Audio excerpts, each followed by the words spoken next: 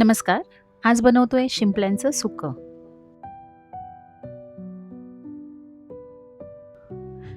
त्यासाठी सर्वात आधी शिंपल्या आपण एका भांड्यात काढून घेऊ. याला शिंपल्या किंवा तिसऱ्या असेही म्हणतात.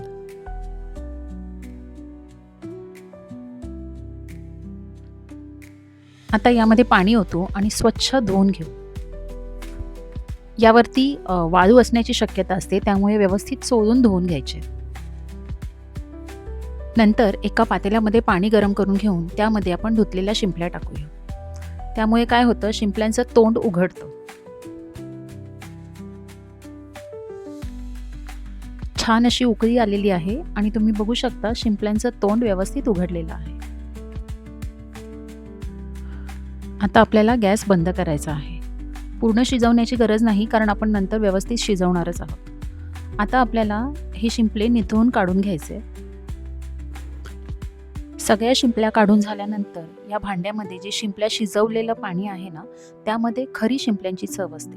त्यामुळे ते पाणी आपल्याला फेकून द्यायचं नाहीये. नंतर जेव्हा कधी पाण्याची आवश्यकता भासेल त्यावेळेला आपल्याला ते पाणी शिजवताना टाकायचंय.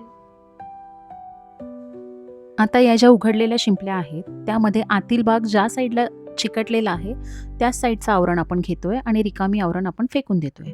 तुम्हाला जर हवं असेल तर तुम्ही फक्त आतला भाग घेऊन वरचे आवरण फेकून दिले तरी चालेल. सगळ्या शिंपल्या व्यवस्थित वेगळ्या करून झालेल्या आहेत. आता आपण फोडणीची तयारी करू. सर्वप्रथम एका पातेल्यामध्ये आपल्याला 2 चमचे तेल घालायचे आणि व्यवस्थित गरम होऊ द्यायचे. तेल गरम झाले की त्यानंतर आपण त्यामध्ये एक बारीक चिरलेला कांदा टाकूया. कांदा व्यवस्थित परतून घेऊ.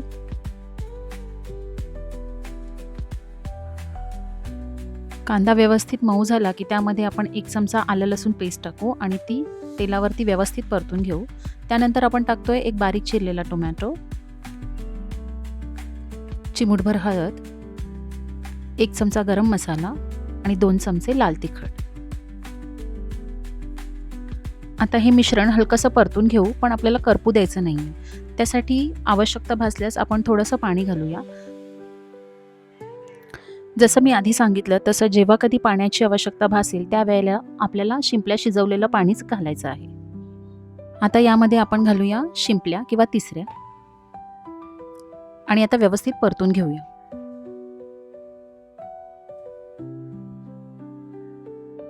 चवीपुरतं मीठ घालूया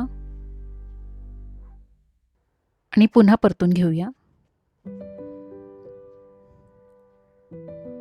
आता यामध्ये आपण कांदा खोबऱ्याचं वाटण टाकू.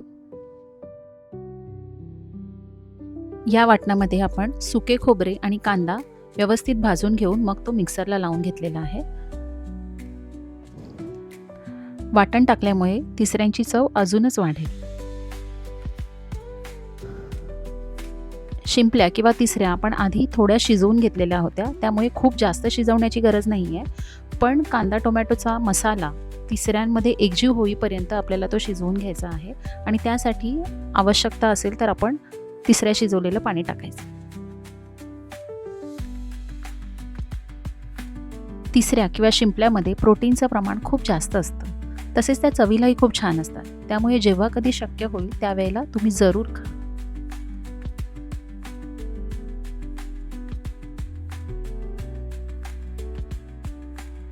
छान उकळी आलेली आहे आणि सुगंध पण खूप छान सुटलाय.